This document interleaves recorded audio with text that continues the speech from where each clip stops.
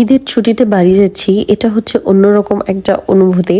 তো ঈদের ছুটিতে যখনই মানে বাসার উদ্দেশ্যে আর কি যাওয়া হয়, তখনই মানে ঈদের ওই গানটা মনে পড়ে আর কি, স্বপ্ন জামাই বাড়ি। তো যাই হোক, এইখানে হচ্ছে গাড়িতে হচ্ছে প্রচুর মালামাল, ঈদের শপিং A to Z আছে পুরো গাড়িতে। মানে মানুষের থেকে জিনিসপত্রই হচ্ছে মানে ভরপুর, সামনে সিট, পেছনে সিট, পুরোটা দেয়া। আর এইবারে হচ্ছে মজার একটা ব্যাপার আছে, এটা হচ্ছে আম্মু কিনছে তাই হচ্ছে দেখাচ্ছে।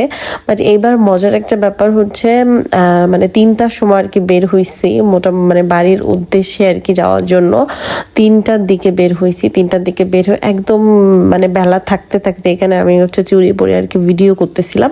তো বেলা থাকতে থাকতে যখন বের হই, মানে সব কিছু আছে এখানে, হচ্ছে দিনের আলো আছে, তারপরে সন্ধ্যার টাইমের যে ওয়েদারটা আছে, মানে সব কিছু মানে এত সুন্দরভাবে আর কি ফিল করছি। আর আমাদের হচ্ছে 2 ঘন্টার মধ্যে যাওয়ার কথা ছিল, বাট আমাদের ইফতার কিন্তু গাড়িতেই করা লাগছে, কারণ প্রচুর ভিড় ছিল।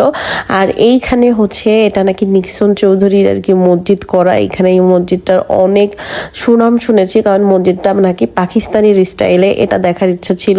তো রাতে যাবার সময় হচ্ছে এই মসজিদের সামনে আর কি গাড়িটা দাঁড়া করা। এখানে হচ্ছে আমার ছোট ভাইয়ের কয়েকটা ছবি তুললাম আমি। আর সত্যি কথা, পাকিস্তানের ডিজাইনের মসজিদটা খুবই সুন্দর, কারণ এখানে লাইটিং ছিল না, গাড়ির আলোতে আমি যতটুকু আর কি দেখাতে পেরেছি। তো সারা মানে 3টা থেকে গাড়িতে রাত 11টা পর্যন্ত ছিলাম। মানে যাবার পথে যত যা বেঁধেছে আর কি, সেখানেই আর কি দাঁড়ানো হয়েছে। বাট স্বপ্ন যাবে বাড়ি, আমার ঈদের সময় এই গানটাই যেন কেন যেন বারবার আসে।